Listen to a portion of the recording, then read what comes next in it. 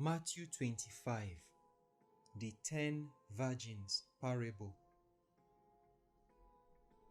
God kingdom be like when 10 virgins carry their lamps go meet man wey wan marry wife. 5 get sense and 5 no get sense. When the ones wey no get sense carry their lamp, dem no take extra kerosene follow body, but the ones wey get sense carry extra kerosene. E come happen say the man wey wan marry no quick come, so all the virgins come sleep. For midnight, somebody come shout, "Make una wake up!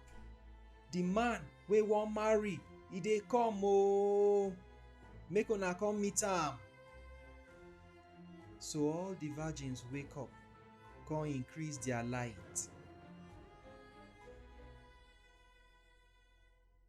But the ones wey no get sense come tell the wise ones say, "Make una give us some kerosene because our light wan quench." "No, wetin we get no go reach we share. Instead, make una go buy for una sef." When they go buy, the man wey wan marry come, and the ones wey dey ready come enter the party with am, and they come lock the door. After, the other virgins come back, they say, "Oga God, make you allow us enter." But he answered them, "No, I no know una." So make una dey ready, because una no know the day or time when Christ go come. The Talent Parabol.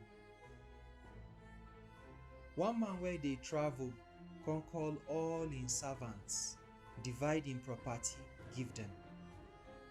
He give one 5 coins, give another one 2 coins, and the last one 1 coin.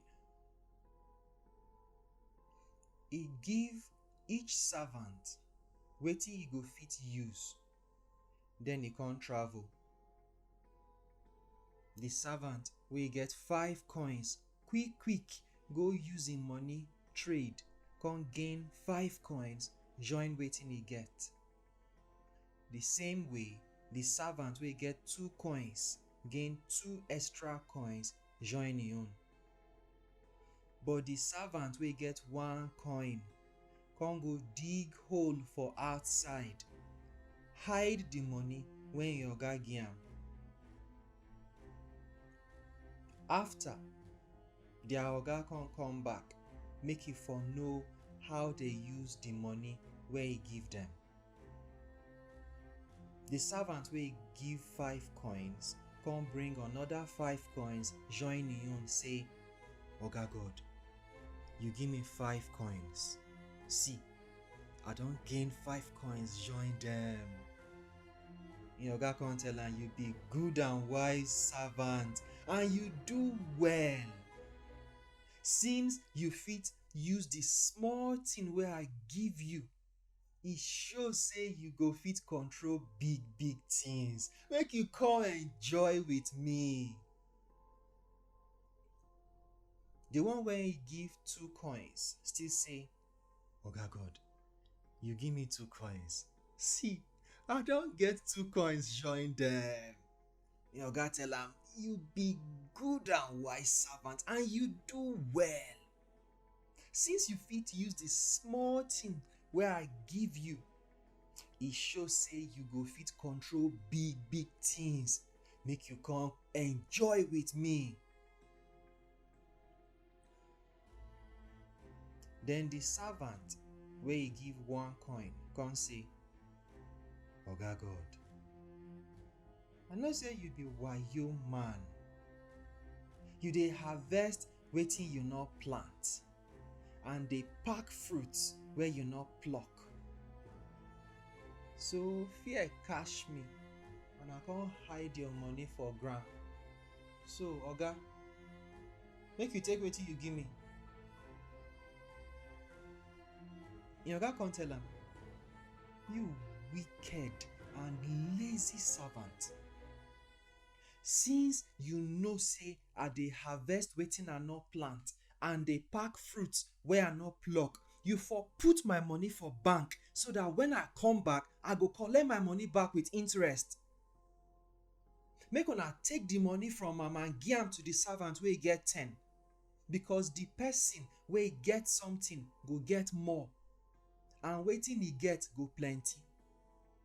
But the person wey no get, even the small one wey he get, they go take am from am.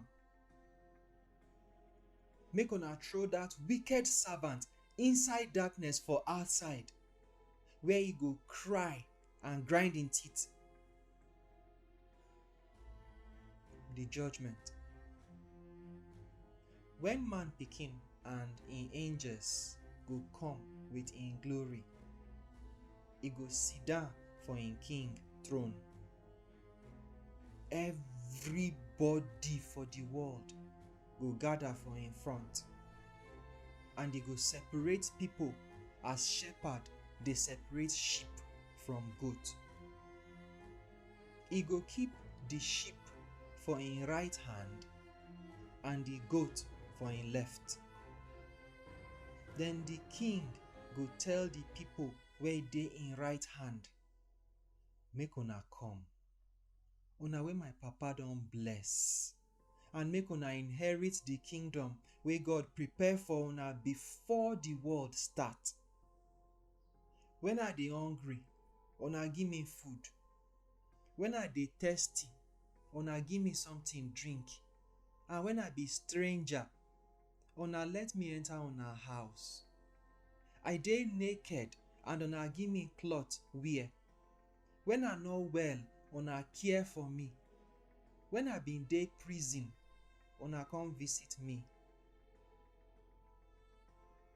Then the righteous people go answer, Oga God, which time we see you hungry and dey thirsty, come feed and give you something drink? Which time we see you as stranger, come take you enter our house? Or naked, come give you cloth wear? Which time we see you when you no well or dey for prison, come visit you?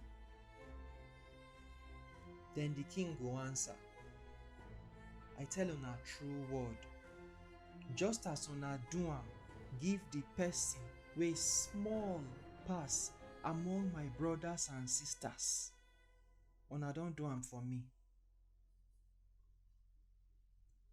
The king go tell the people wey dey im left hand, make una comot from my side, una wey God don curse. Make una enter hell fire wey dem prepare for devil and im wicked angels. Because the time wey I dey hungry and thirsty, una no give me food and water drink. The time when I be stranger, una no let me enter una house. When I dey naked, una no give me cloth wear. When I no well and dey for prison, una no come visit me. Then dem go answer, Oga God, which time we see you dey hungry or wan drink and we no give you food or something to drink? Which time you be stranger or naked or no well or dey for prison and we no give you wetin you want? Then the king go answer them, I tell una true word, just as una no do am for the person wey small pass among my brothers and sisters, una no do am for me. So wicked people go enter punishment wey e no go end, but righteous people go get life wey e no go end too.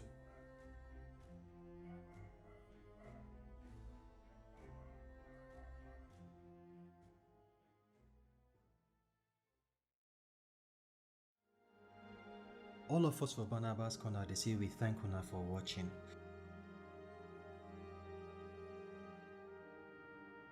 Abeg, una go help us subscribe to the channel, then now click that notification bell so that anytime we upload another new video on our phone go green una. Una go help us like the video, una help us share am with una friends, and most important, make una tell us wetin una think for the comment section below. May Baba God bless all of us. Amen.